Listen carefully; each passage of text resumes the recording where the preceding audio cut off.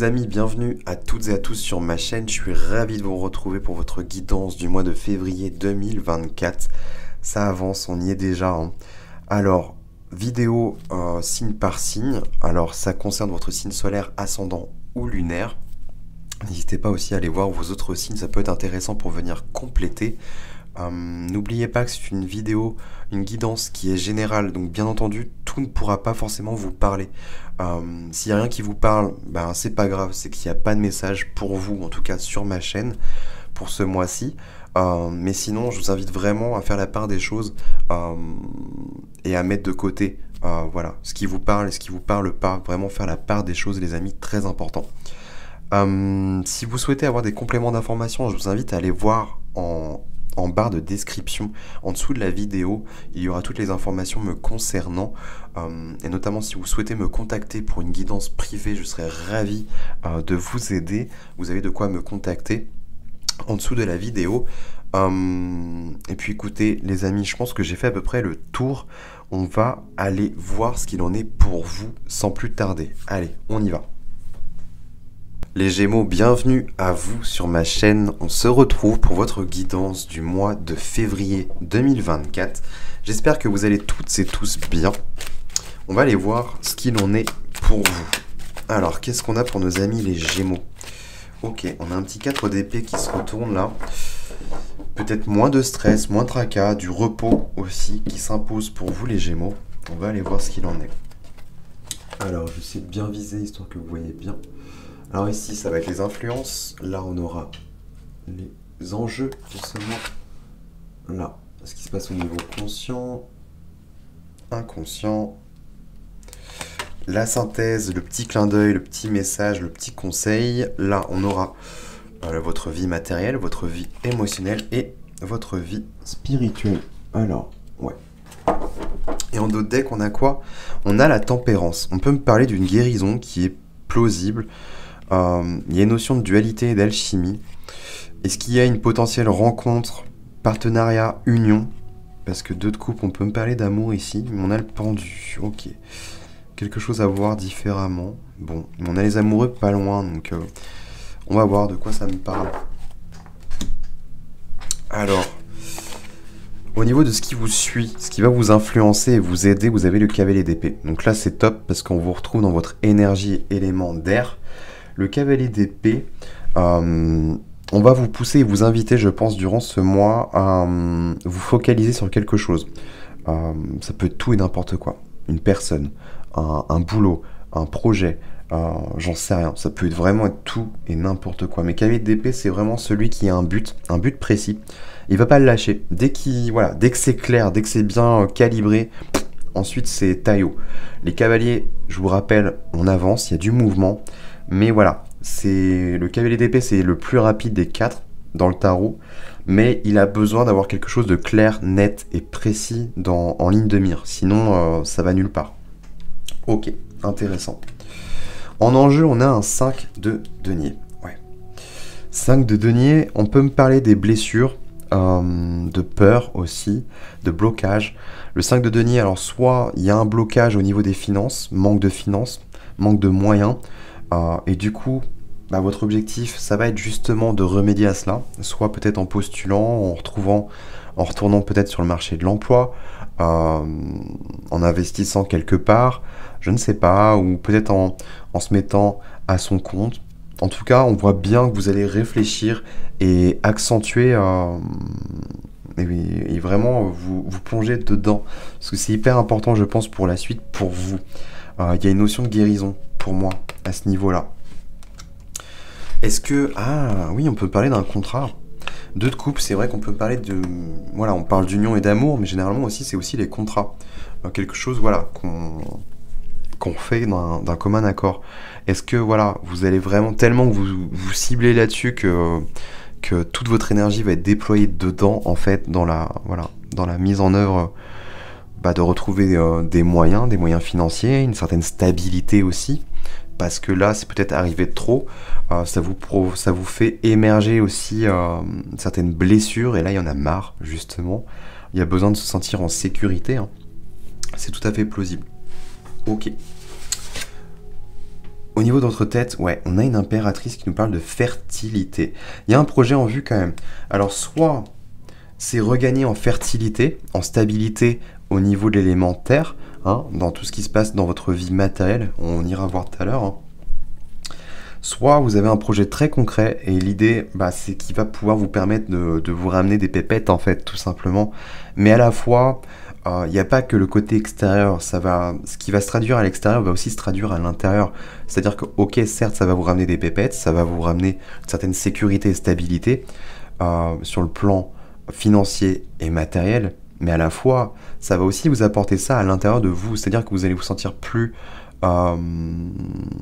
plus noble, oui, plus noble, plus stable, en fait. C'est-à-dire que ça va nourrir aussi votre estime de vous. Il y a une notion de fierté là-dedans et c'est hyper intéressant.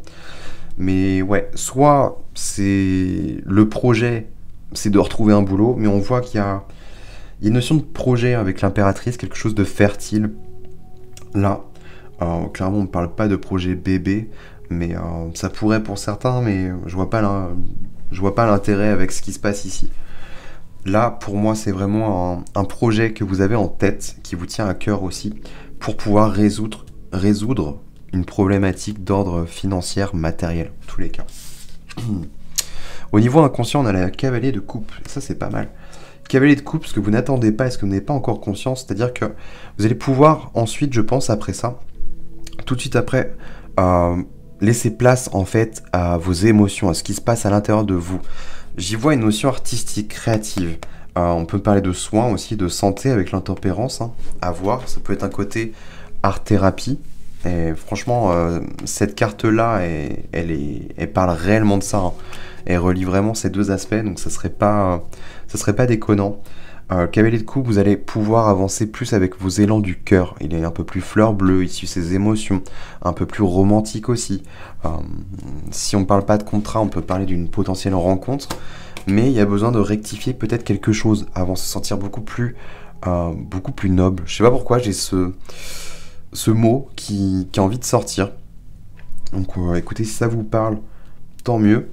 Mais ouais, il y a vraiment ce côté-là, retrouver ces titres de noblesse, il y a un truc comme ça, je trouve. Et vraiment pouvoir être à son plein potentiel, à son plein pouvoir, en fait, pour pouvoir peut-être attirer la meilleure personne qui soit, c'est-à-dire la personne qui vous correspondra le plus et le mieux, finalement. Peut-être qu'il y a quelque chose de cet ordre-là. En clin d'œil et en synthèse, on a le valet de denier. Ouais, on voit qu'il y a... Alors, soit on parle d'un apprentissage. Du coup, si c'est un nouveau job, vous allez apprendre de nouvelles choses. Ou alors, si c'est vraiment un projet que vous avez en tête et voilà, que vous avez envie de mettre en œuvre, on voit que le valet de denier, on est aux prémices quand même, mais là, son denier. Et l'idée, c'est de réfléchir en fait à comment je vais le faire fructifier pour en avoir des plus gros, en avoir beaucoup plus. Le valet de denier, c'est ça, en fait. Il y a une notion d'apprentissage. On est aux prémices de quelque chose, mais clairement, votre vie matérielle est hyper importante durant ce mois. Ok. Bon justement, on va y venir. Ouais, on a le diable. Il y a vraiment quelque chose à régler. Le diable, soit on peut me parler d'attraction, d'attractivité, dans le sens où vous allez peut-être rayonner, avoir une certaine aura. Hein. Le diable est très bénéfique dans la vie matérielle, justement, pour pouvoir obtenir ce qu'il a besoin d'obtenir. Donc, si c'est dans ce cas-là, c'est tant mieux et c'est vraiment top. Sinon, ça peut aussi nous parler de ce qui se passe. Justement, ça peut être relié à ce 5 de denier. Est-ce que c'est en lien avec une blessure? Est-ce que c'est en lien avec une addiction? Je sais pas, il y a peut-être... est-ce que c'est des achats compulsifs, par exemple? Et du coup, ça vous fout dedans à chaque début de mois, chaque milieu ou chaque fin de mois? Je ne sais pas. Est-ce que c'est un lien karmique, quelque chose de karmique qui est à couper dans les schémas en fait et qui vous empêchez de manifester correctement dans la matière? C'est plausible aussi. À voir comment ça vous parle, mais en tout cas, elle peut être bien bénéfique pour vous pour attirer et manifester ce dont vous avez besoin dans la matière. Donc ça, c'est top. Ok, dans votre vie émotionnelle, on a un 9 de bâton. On parle de persévérance ici, peut-être de fatigue au niveau émotionnel, parce que vous battez peut-être trop, vous êtes trop battu, et il y a une certaine fatigue, mais à la fois, le 9 de bâton nous dit ne lâchez pas l'affaire trop vite, hein. Vous avez bientôt fini Enfin, la ligne d'arrivée est pas très loin. Donc, il y a une notion de persévérance quand même. Donc, c'est assez intéressant. Et peut-être que c'est ça. Hein, peut-être que le cadeau, au bout du compte, ça va être une rencontre.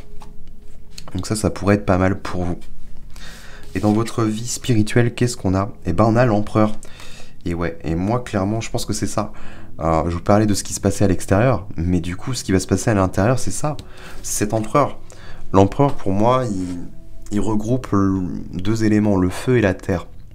Cette notion de gestion, de stabilité, de structure, et à la fois le feu avec le côté passionné, le côté leadership, le côté meneur, une certaine aura. En plus, j'aime bien les représenter par un lion. On reprend courage, confiance. Donc on a vraiment l'estime et la confiance en soi en une carte là. Et ça, c'est hyper intéressant. Et c'est là où vous allez retrouver votre plein potentiel et votre plein pouvoir. Je pense que vous allez retrouver votre place. Et clairement aussi, ça indique potentiellement peut-être un travail indépendant. En tout cas, vous allez être votre propre chef.